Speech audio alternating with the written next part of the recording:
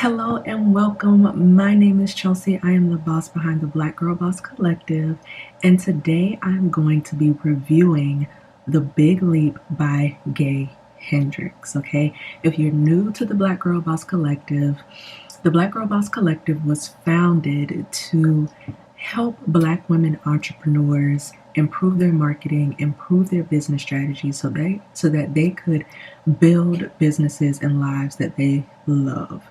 So, The Big Leap is a book by Gay Hendricks, and I started reading this book in February. So about mid-February, I started reading this book, and I started reading it for two reasons. The first reason is because Carmen Kendrick, I follow her on Twitter, and she said that she read the book, and I'm like, whatever Carmen is reading, I need to read too. So I definitely wanted to, at least give it a try because she's an amazing businesswoman. And, I'm like, if she's reading the book, it's probably worth reading.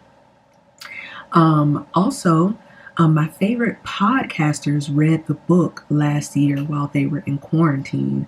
Kev on Stage and Mrs. Kev on Stage, Melissa Fredericks, they have a podcast together called The Love Hour, and they talk about, their experience as a married couple, things that they're going through, their, own experiences, their own struggles, and how they're working through it. And last year, when COVID hit and quarantine, it was time to quarantine, they started reading the book, and they had Gay Hendricks onto their podcast, and, it was really great. So they had like a few podcast episodes talking about the Big Leap and what they took from it, and how it's helped improve their life. So through those two things, I'm like, okay, I probably need to read this book. So first off, here is a little disclaimer. If you are not dedicated to inner work and self-improvement, then this book is not for you. It's not for you. The author, Gay Hendricks, challenges you to sit with your thoughts, to sit with your behaviors, and actively work towards changing them.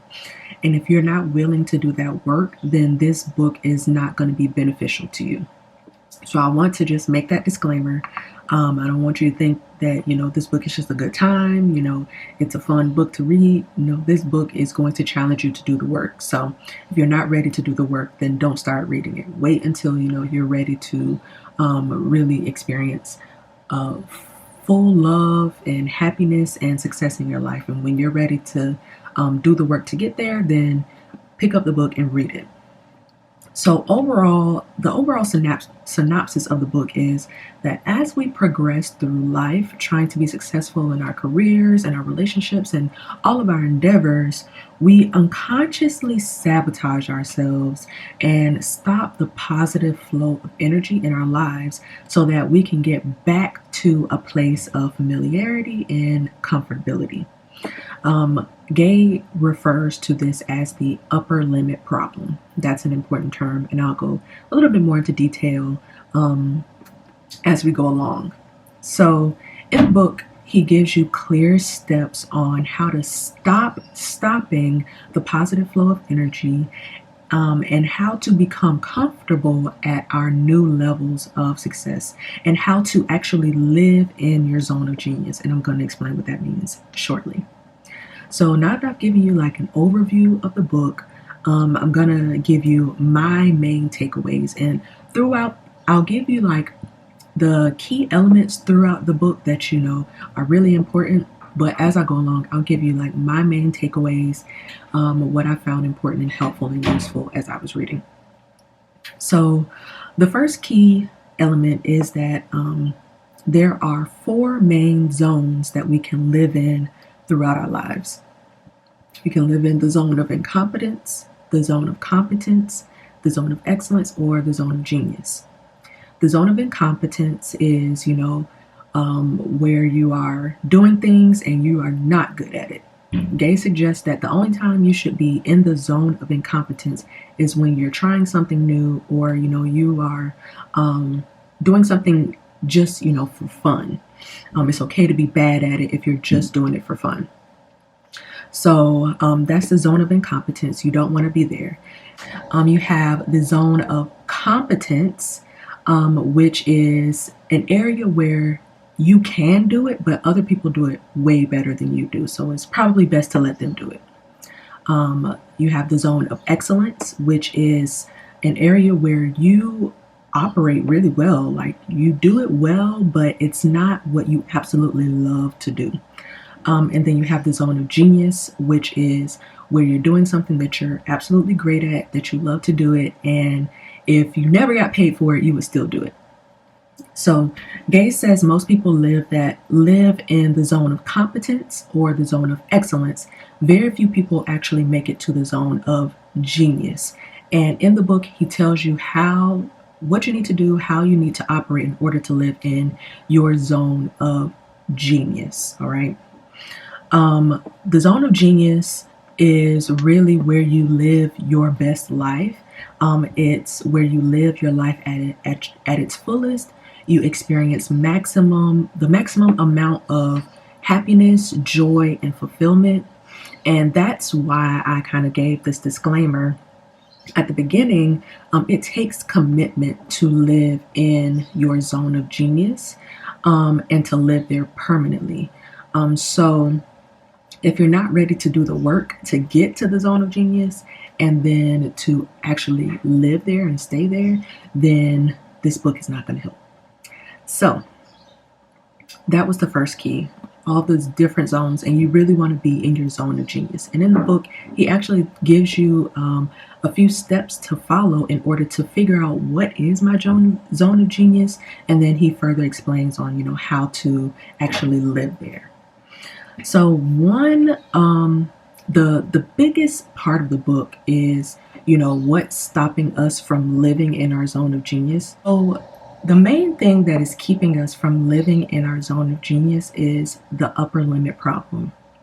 And the upper limit problem is when you unconsciously sabotage yourself, and try to get back as you're like reaching higher levels of success. It gets a little uncomfortable. So unconsciously we say, you know what, that's too much. Let me go back to where I'm comfortable, places where I'm familiar, and stay there. So that is the upper limit problem. And the upper limit problem transcends boundaries of love, money, and creativity. You can experience the upper limit problem in literally any area of your life. And the upper limit problem occurs due to one of 4 false beliefs that you most likely picked up in childhood. The first belief is the feeling that, I am fundamentally flawed. There is something wrong with me. So any success that I experience, it can't be real. It can't be long lasting because there is something wrong with me and I don't deserve great things. Another false belief is when I experience success, I am being disloyal to those that I love, and being disloyal to, where I've come from. I'm leaving people behind. Another false belief is as I reach more success, I'll become more of a burden. And the final false belief is when I succeed, I outshine everyone around me. And in order to make other people around me comfortable, I'm going to dim my success. I'm going to dim myself so that, I won't make them uncomfortable. And I struggle with number 1 and number 4. So I struggle with the feeling of feeling fundamentally flawed, like there's something wrong with me. So any success that I experience can't be because of anything that I've done. It was just luck, or, things just happened. It couldn't have happened because of anything that I've done.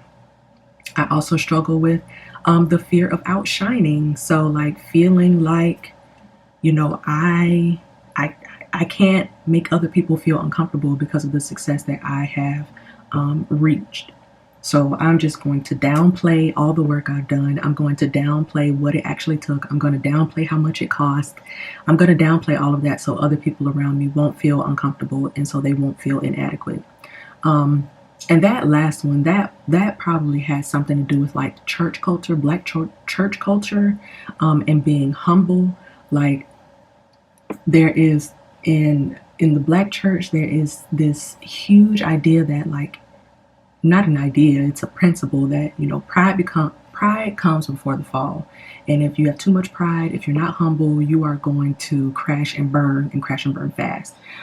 So I kind of learned, kind of a little bit through osmosis, like, don't brag, don't talk too highly of yourself, don't, shout out your accomplishments, because that's being prideful. You're not being humble. You're going to fail because of that. So a lot of, picked up through childhood, that's what I learned. But as I am growing and, doing that inner work, like, it is perfectly okay for me to just bask in the success that I've had. There's nothing wrong with that. As a matter of fact, I should do it so that I can inspire others to reach the level of success that I have. Like, let other people know that it is okay to be successful. It's okay to do that and be proud of it. So there's that. And the upper limit problem manifests itself in various ways. So it can look very, very different depending on, who you are and, your personality, things that you learned and throughout childhood, things like that. So the upper limit problem can manifest itself in as worry. It can manifest itself as being a worry ward, over worrying, just worrying about everything all the time. Particularly worrying about things that you have no control over. That is me. I raise my hand because I worry. I'm a worrier. And the most interesting part of worry that I thought that Gay said was worrying, like, you'll worry about money. So money problems have nothing to do with money. So if you're worried about money, it actually has nothing to do with money. It's probably related to something that you are not addressing, thoughts or feelings that you may not be addressing, or it could be, related to the whole self-sabotage thing, one of those fundamental flaws, like, there's something wrong with me, or, I feel like if I make too much money, or if I make too much money, I'm going to leave behind everyone that I've known all my life, that type of thing. So money problems have actually nothing to do with money. And I find that so interesting because as I am growing as a service provider, I'm finding myself, in this kind of conundrum, like, do I raise my prices? Do I keep them low? What do I do? And I realized that thought has nothing to do with the price of my service. It has everything to do with my mindset about what I offer, my mindset about how I value myself and my time. And that's the work that I need to be doing, not necessarily trying to raise my prices. I need to be doing the work on, valuing myself, valuing my time, valuing my service, etc. Melanin Queen said, right, you can talk about your success. It doesn't mean you are being big-headed. You are just being grateful. Absolutely. In order to truly bask in your success, you have to vocalize it. I believe, even if it's to yourself, I feel like vocalizing your successes, all the things that you've accomplished is monumental in building up your self-esteem, encouraging yourself, and encouraging other people. The Good Accountant said, I quit my dream 9-to-5 job today to go out on my own. And that is a huge step. Congratulations to you for making that step, for having the courage to even do that. The fact that you have even taken that step lets me know that you are going to be just fine. Like, I'm not even worried about what might happen. I'm not worried about that because you have come to the point where you realize, it was my dream job, but it's not how I want to continue. So congratulations to you. That's huge. So yeah, money problems have nothing to do with money. There's that. The upper limit problem can also manifest itself as criticism and blame. So blaming other people for how you feel, for what they do, criticizing other people. Gay says, and I find that this is most interesting. I found this most interesting. criticizing others is equivalent to criticizing yourself. So if you are pointing the finger at someone else and saying, you are this way, it's not good, you are not good, it's probably a projection of how you really feel about yourself. So if you find yourself criticizing other people often, or about the same thing over and over again, it's probably some self-work that you need to do on your own and say, okay, I'm criticizing them, but what am I really saying about myself? The upper limit problem can also manifest as deflection. And I find myself doing this a lot.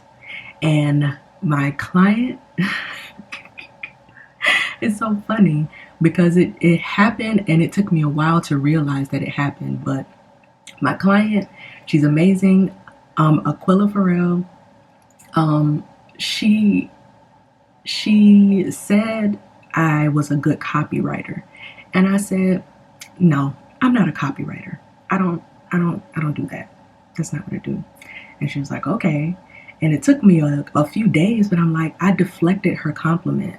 Like I could have just accepted that compliment, accepted that positive flow of energy, but I deflected it. And I realized, it's an upper limit problem. So whenever you just kind of like downplay whatever compliment someone is giving you, that's a deflection. I find that women do it a lot. I don't find a lot of men that actually do it. Probably because I don't compliment men that often. But women, like you say, girl, your outfit is so cute. And they say, girl, this ain't nothing. This is old. Or, I got it on sale. It ain't even cost that much. That's a deflection. That is stopping the positive flow of energy. The upper limit problem can also manifest itself as arguments when you're picking arguments with other people that you love. And my biggest takeaway from that was, and this might get you right here. When there is a conflict between two or more parties, both parties are 100% responsible for what happened and 100% responsible for coming to a resolution. Okay? There is no victim in conflict. There is no victim. You have to step out of that victim role. Both parties are 100% responsible for what happened and making sure that it doesn't happen again. So that is a way for you to take control of your life. If you find yourself arguing with people, you have to take accountability for your part in the situation, whether you feel like you were wronged or not. And this is interesting. This is an interesting manifestation of the upper limit problem. Getting hurt or getting sick. Getting hurt and getting sick. And this is a funny story for you guys. Let me explain it a little bit more. So, Gay says that pain is caused by resisting the call of your zone of genius.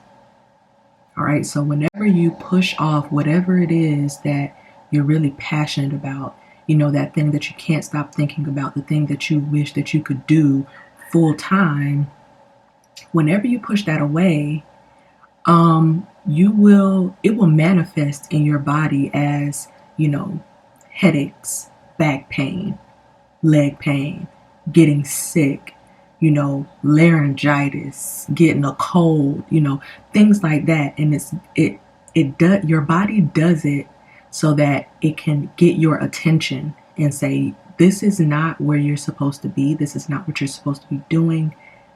You should be doing what it is that you love. And Gay says the pain only lasts as long as it takes for you to heed that call. So as long as it takes for you to recognize, I should be in my zone of genius and move towards that, that's how long the pain will last.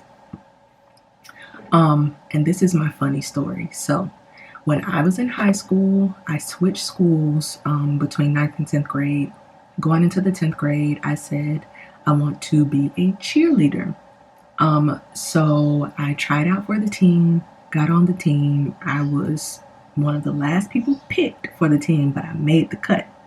So I made the cut, and I was already feeling like I shouldn't, be on the team. Everyone already knew each other. I was kind of new, and I didn't feel as talented as the others on the team, but I got on the team, so I was there. So we did summer cheer camp, and summer cheer camp, we went to Orlando, I think, for a week long, basically cheer boot camp.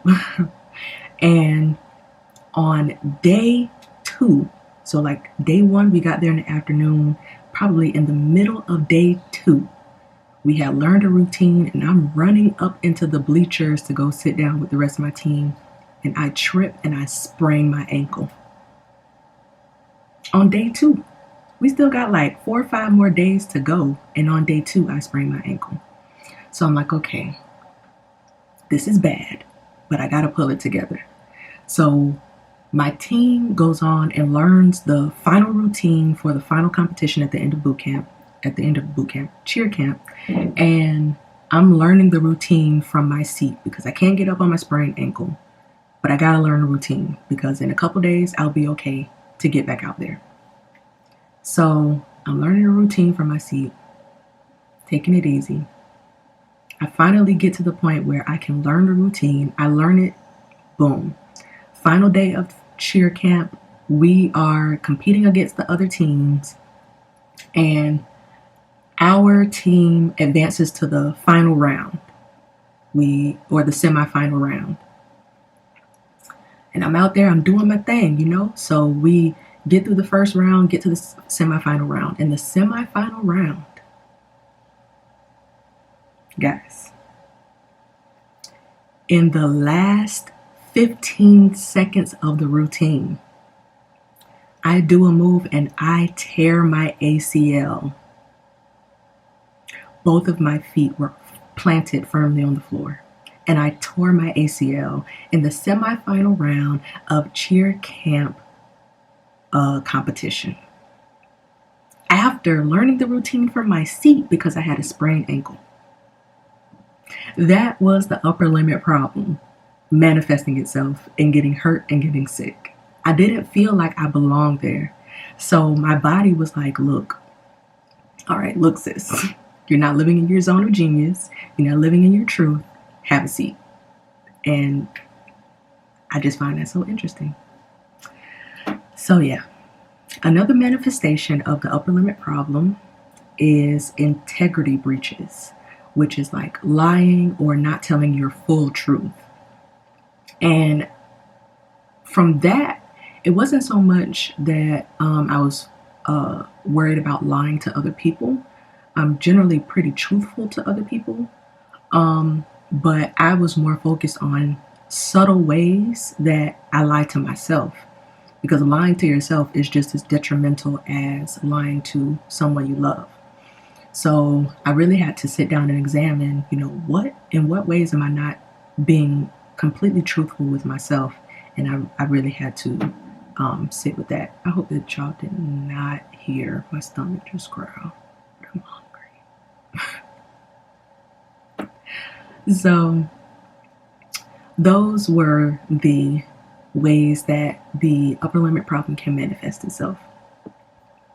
The next key element of the book is the fact that living in your zone of genius is a true commitment that you have to recommit to often. Gay gives some really great tips on how to find your zone of genius and how to live there permanently. And he gives the ultimate success mantra, which is a central guiding intention for your life and helps you stay focused on your zone of genius. He also suggests, in addition to the mantra, he also suggests giving the enlightened no. So telling people no, but giving them a little bit of enlightenment to why you're telling them no. And basically saying, I can't do what you're asking me to do because it falls outside of my zone of genius. And right now I'm I'm focused on my zone of genius right now. He also suggests frequent recommitment to the zone of genius and daily practice. It's not something that you do or find one time and that's it. You have to recommit to it and practice it daily. And the next element of the book, which is my favorite element of the book, is Einstein Time. He says that when you're living in your zone of genius, you are on Einstein Time. And basically what that means is like there really isn't a concept of time when you're in your zone of genius. You are truly operating outside the realm of space and time when you're doing what you love, what you're supposed to be doing. And Einstein Time, I'll go a little bit deeper into that. But we've been conditioned to believe that time is finite, that it should be managed, and that we should constantly fight against it. But living in Einstein Time challenges us to get out of victim mode when it comes to time. A lot of times it can feel like we're fighting against time, we're racing against time, but living in Einstein Time challenges us to get outside of that and take control of our time. Gay says that time is not out there, it's not outside of ourselves, it's not some abstract thing that we have no control over. He says that you are the source of time, and you can create as much of it as you want and need to do whatever it is that you want. And I found that to be so powerful because I am actively taking control of my life. I'm actively, working toward, I'm actively working towards building a life that I love, which means that I have to take control of my life. And I love what he said because a lot of times I feel like time is my enemy, but that is not the truth. I create my own reality. So when he said that in the book, it just kind of freed me up to be in control of my time. I don't have to race against it. I don't have to control it. I don't have to constantly manage it. I have to live in my zone of genius and create the time that I need or want to accomplish the things that I need and want to do. And it's not really about, I have time or I don't have time. Do you want to do this or do you not want to do this? If you want to do it, you will make time to do it. And I think that that's so powerful. Finally, he closes with relationships and how to eliminate the upper limit problem in love. When you're not living in your zone of genius, you can project your feelings onto your partners, your friends, your family, which cuts that intimacy and connection.